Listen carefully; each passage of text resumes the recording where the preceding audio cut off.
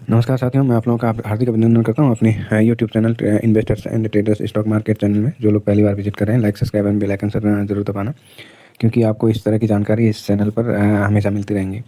ये चैनल सिर्फ आपको शेयर मार्केट से रिगार्डिंग रिलेटेड जो है जानकारी देता रहेगा। और आशा करते हैं कि जो वीडियो मैं आप बना रहा हूँ, जो वीडियोज़ मैं आपको दे रहा हूँ, तो आप लोगों को ज़रूर पसंद आ रहा होगा। यदि पसंद आ रहा होगा तो कृपया लाइक सब्सक्राइब और अपने यार दोस्तों में शेयर ज़रूर करना, क्योंकि हो सकता है आपको ज़रूरत ना हो इस चीज़ की, किसी और को ज़रूरत हो और किसी की हेल्प हो जाए हमारी तरफ से। ये शेयर मार्केट है, ये रिस्की तो होता ही है। देखिए, जहाँ थोड़ा रिस्क होता है वहाँ थोड़ा पैसा भी बनता है, और थोड़ा पैसा बनाने के लिए थोड़ा रिस्क तो उठाना पड़ता है। अब देखिए, शेयर मार्केट ऐसा है कि यहाँ कोई बोल नहीं सकता है कि ये खरीद लो वो खरीद लो, क्योंकि सेबी की गाइडलाइन के अनुसार हम किसी को कोई बोल नहीं सकते हैं इन्वेस्ट करो ना करो, इन्वेस्ट ये खरीद लो वो खरीद लो, यहाँ इन्वेस्ट कर लो, शेयर मार्केट में आ जाओ। ये कोई भी आप किसी भी आप जो भी आपको मतलब कि इस तरह की जानकारी दे रहा होगा, वो किसी को भी कोई नहीं बोल रहा होगा ये चीज़ कि ये खरीद लो ये बेच लो यहाँ इन्वेस्टमेंट कर लो। ये सेबी की क्लियर गाइडलाइन है कि कोई भी किसी को खरीदने बेचने के लिए नहीं कहेगा। या फिर जो खरीदेगा उसका फाइनेंशियल एडवाइज़र होगा, वो एडवाइस करेगा तभी खरीद सकता है।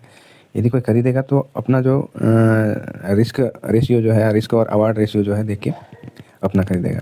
तो इसमें कोई बोल नहीं सकता है, कोई किसी को एडवाइस नहीं दे सकता है। और दूसरी बात कि मैं सेबी रजिस्टर्ड भी नहीं हूँ, इसलिए मेरा यह वीडियो बाई सेल के लिए रिकमेंडेशन नहीं है। इसको सिर्फ आप एजुकेशनल पर्पज़ से समझें और अपनी सूझबूझ से जो है इन्वेस्टमेंट करें।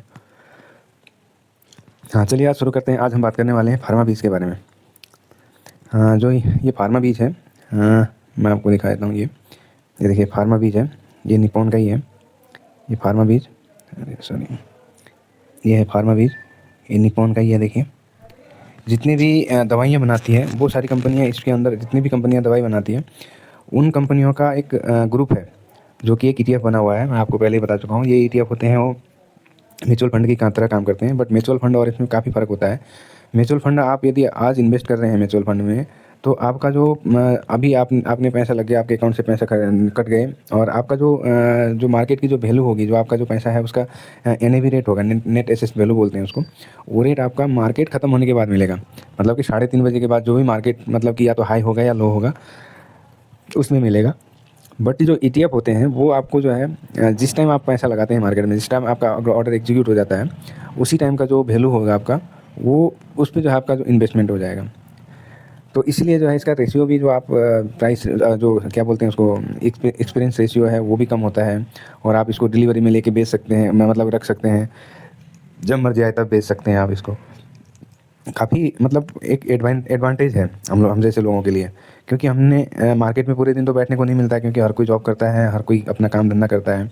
तो मार्केट में आंखें गड़ा के बैठना और वो चीज़ें हमसे होती नहीं है, और हम जैसों के लिए ये बहुत बढ़िया एक अपॉर्चुनिटी है। और इनको हमें थैंक्स बोलना चाहिए कि इस तरह की जो स्कीम्स है हमारे लिए, जो इन्वेस्टमेंट का है, वो लेके आए। तो मेरे राय से ये जो है एक बहुत बढ़िया ऑप्शन है, जो नौकरी पेशा करते हैं या फिर जो अपना काम धंधा करते हैं। तो इसमें क्या होता है कि आपको मार्केट में बैठना नहीं होता है। जैसे आपने आज एक मतलब कि इन्वेस्टमेंट कर लिया, आज कुछ खरीद लिया आपने, लेके अपने डिलीवरी में अपने जो डीमैट अकाउंट में है उसमें रख लो, आप, कोई दिक्कत नहीं है। जब तक आप बेचोगे नहीं तब तक आपका कोई नुकसान नहीं होगा। जब आप नुकसान में, मतलब कि जो मार्केट नीचे जा रहा होगा, जब उसको चीज़ को आप बेच दोगे, काट दोगे अपना, तब जाके आप लॉस में होंगे। मार्केट चल रहा है और आप जो है उसको लेके बैठे हैं, तो आप प्रॉफिट बुक नहीं करेंगे तो आपका कोई लॉस नहीं होगा। यही होता है डिलीवरी में लेके रखने का फ़ायदा। जब चाहे बेच लो, एक क्वांटिटी बेच लो, 100 बेच लो, जितने आपके पास है उतने बेच लो। खरीदने के लिए भी यही होता है, 1 खरीद लो, 10 खरीद लो, 1000 खरीद लो, लाख खरीद लो। और जो खरीदना और बेचना ये होता है, इसमें कोई मतलब कि ज़्यादा वेट भी नहीं करना पड़ता है आपको। अपना लिमिट लगा सकते हो मार्केट में, क्या मुझे किस रेट पे चलना है, 10 पैसा ऊपर नीचे। जैसे यहाँ पे दिख रहा होगा आपको 2335 का दिख रहा होगा।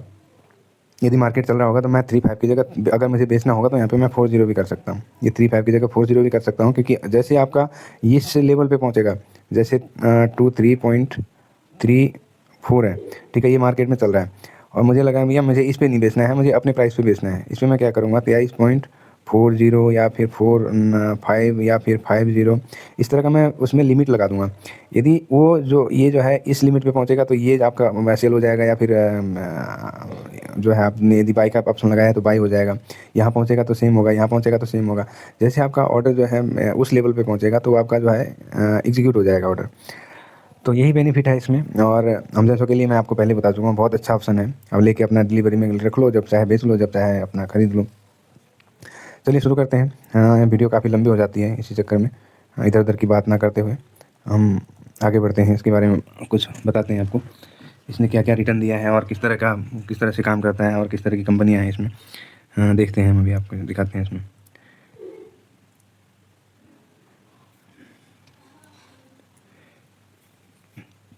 देखिए 7 जुलाई 2021 में लिस्टेड हुई थी कंपनी, मतलब कि जो ETF हुआ ये लिस्टेड हुआ था।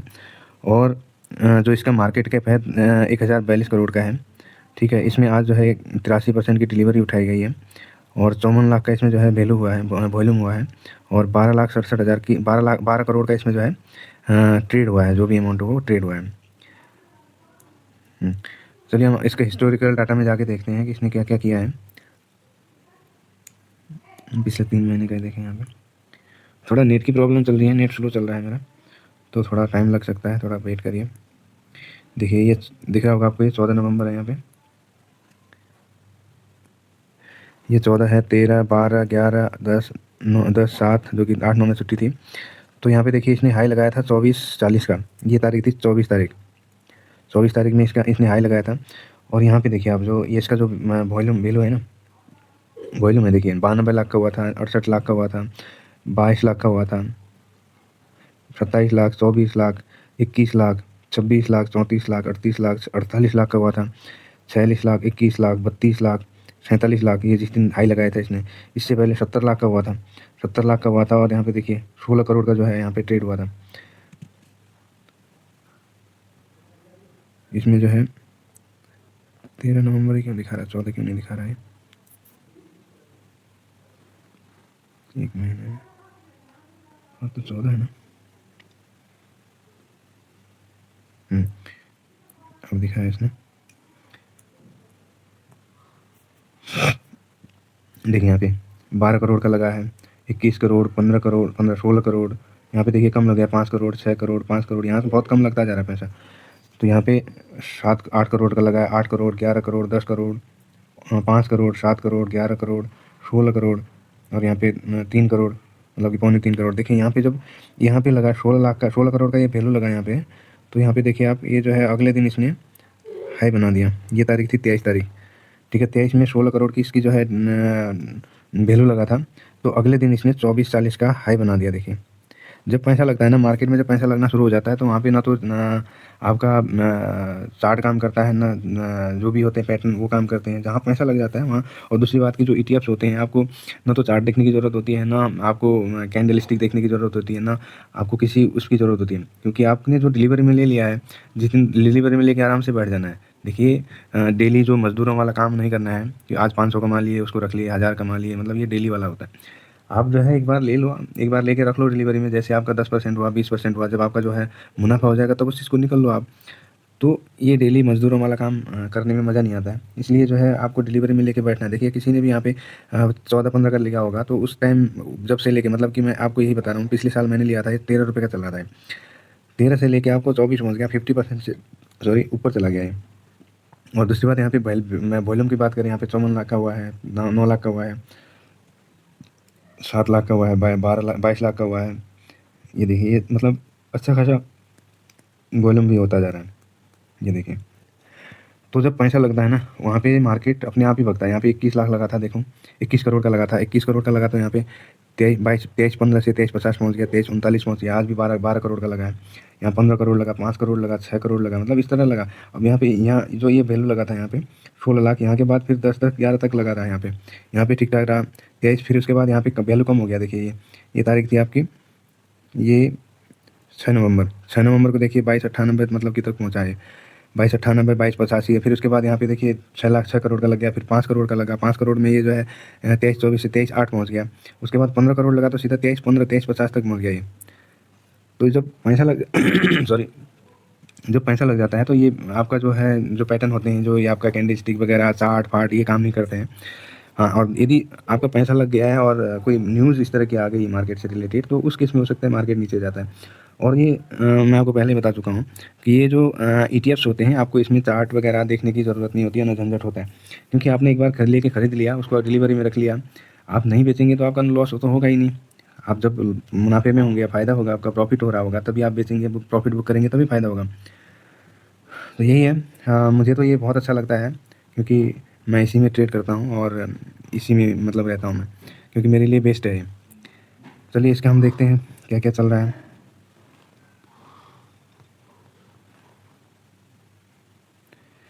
फार्मा बीज देखिए, निपुण का है, देखिए निपुण का है, यहाँ पे दिखा रहा होगा आपको। फार्मा बीज इसका जो है सिंबल है, ये दिख रहा होगा आपको, फार्मा बीज।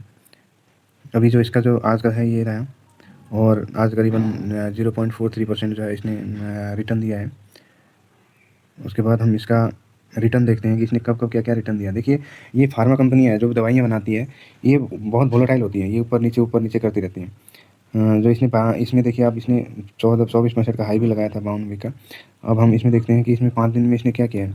5 दिन में देखिए इसने 2% का रिटर्न दिया। देखिए आप यहाँ पे 5 दिन में इसने 0 पॉइंट मतलब कि 2.5% का इसने जो है रिटर्न दिया है।